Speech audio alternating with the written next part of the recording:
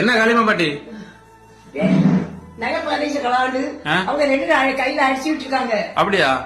ஆமா. அங்க பாருங்க என்ன நடக்குதுன்னு. சரி நான் பார்த்தேன். ஏன்னா நான் வாங்கி தரேன்னா